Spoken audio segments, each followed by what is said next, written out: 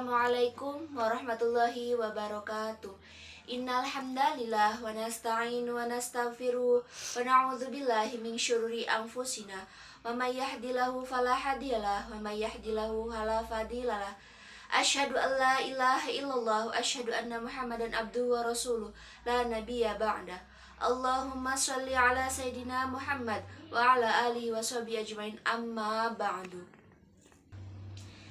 Baik, di sini saya akan membawakan sedikit ceramah tentang ikhlas. Apakah teman-teman sudah mengetahui tentang ikhlas dan ada beberapa macam bagian tentang ikhlas? Baik, di sini saya akan menjelaskan pengertian tentang ikhlas.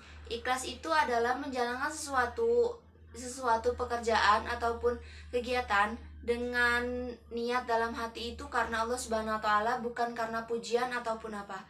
Dan di sini pun ada beberapa macam tentang ikhlas. Ikhlas itu ada ikhlas dalam beribadah, ikhlas dalam bekerja, ikhlas dalam belajar, dan ikhlas dalam melakukan pekerjaan hal apapun yang penting itu halal, itu harus ikhlas. Dan di sini sudah dijelaskan dalam surat Al-Bayyinah ayat 5, yaitu A'udzubillahi minasyaitonirrajim. Bismillahirrahmanirrahim. Wa ma umiru illa liya'budullaha mukhlishina lahuddin hunafa'a wa yuqimus sholata wa yu'tuz zakata wa dzadinul qayyimah,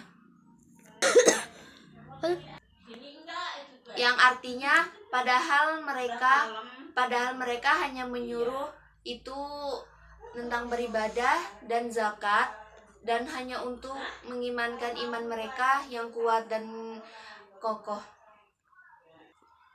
Dan di surat Al-Bayyinah pun sudah dijelaskan tentang ikhlasnya beribadah dan beragama.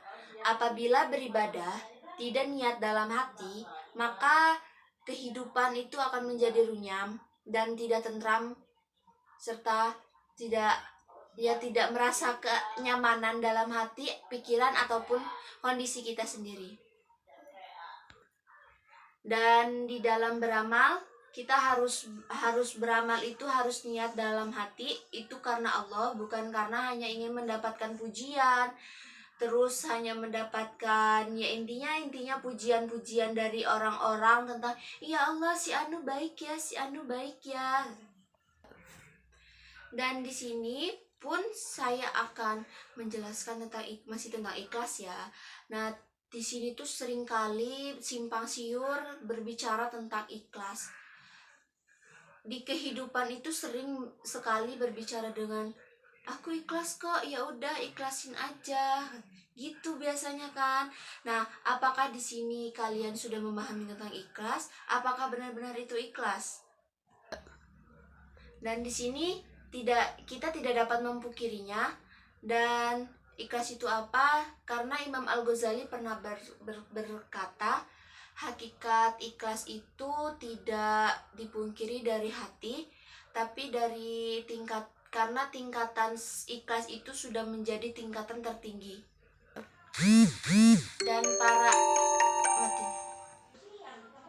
Dan biasanya para alim ulama menganalogikannya dengan surat Al-Ikhlas. Padahal di dalam surat Al-Ikhlas itu tidak ada artinya dengan kata-kata ikhlas.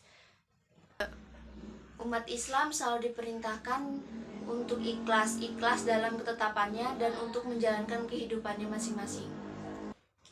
Pentingnya ikhlas itu sudah dijelaskan dari hadis yang saya sebutkan tadi, bahwa ikhlas itu harus niat dari hati dan harus menjalankan sesuatunya itu harus dengan ridho Allah Subhanahu wa taala ya, dan dari niat dari hati pun. Nah, jadi pentingnya ikhlas itu misalkan kita ikhlas dalam menjalankan beribadah, dan Allah tuh akan melipat gandakan apa pahala yang diberikan kepada kita. Jadi kalau misalkan kita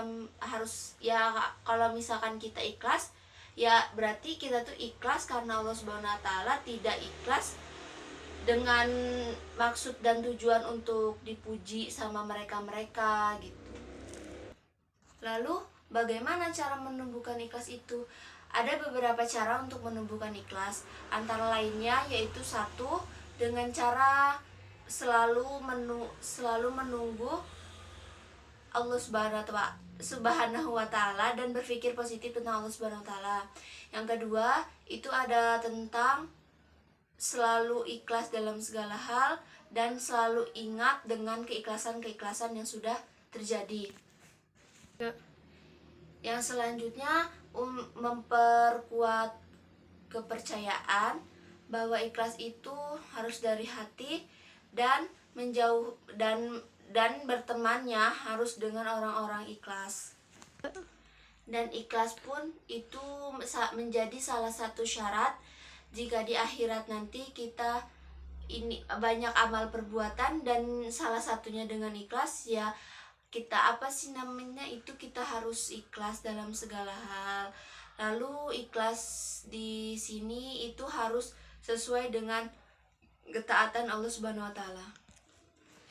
Nah, di sini pun orang yang ikhlas itu disebut mukhlis. Hanya karena dia ikhlas, dia bisa disebut dengan mukhlis dan bisa mendapatkan ridho dari Allah Subhanahu wa taala.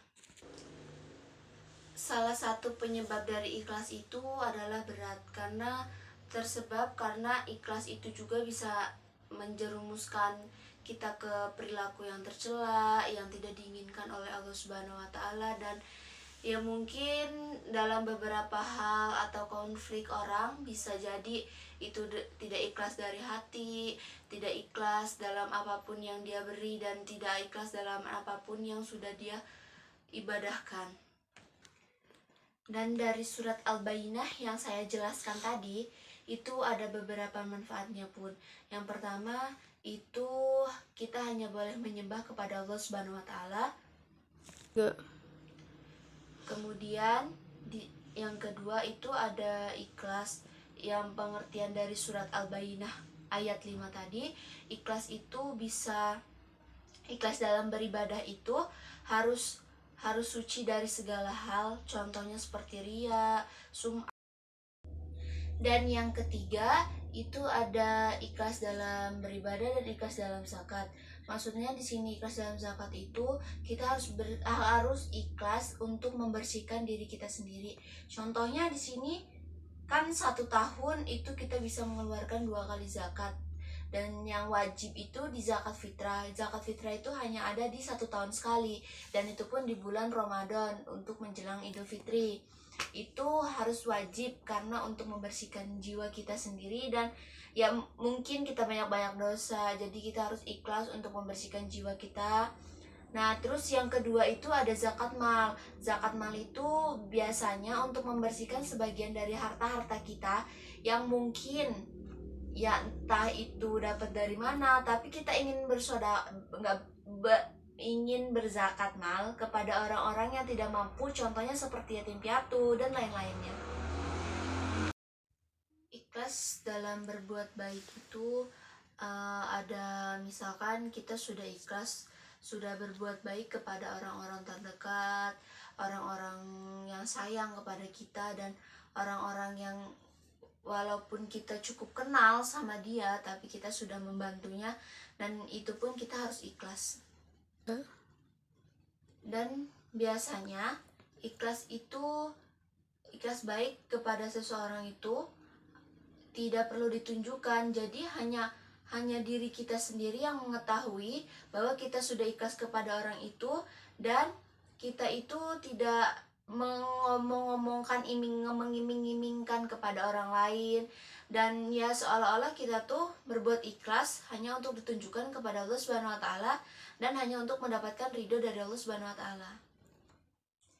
Jelas sekali sudah diterangkan dalam beberapa ayat dan beberapa hadis bahwa Islam itu menyuruh kita untuk berbuat ikhlas kepada semua orang, baik ikhlas dari pekerjaan, dari perbuatan ataupun apa, dan untuk mengharapkan ridho dari Allah Subhanahu wa taala, yang mana kita awali dengan bismillah dan kita akhiri dengan alhamdulillah.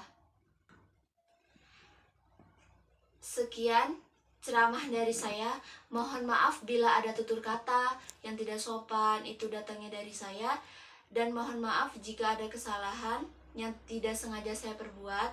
Wabillahi taufiq wal hidayah. Wassalamualaikum warahmatullahi wabarakatuh.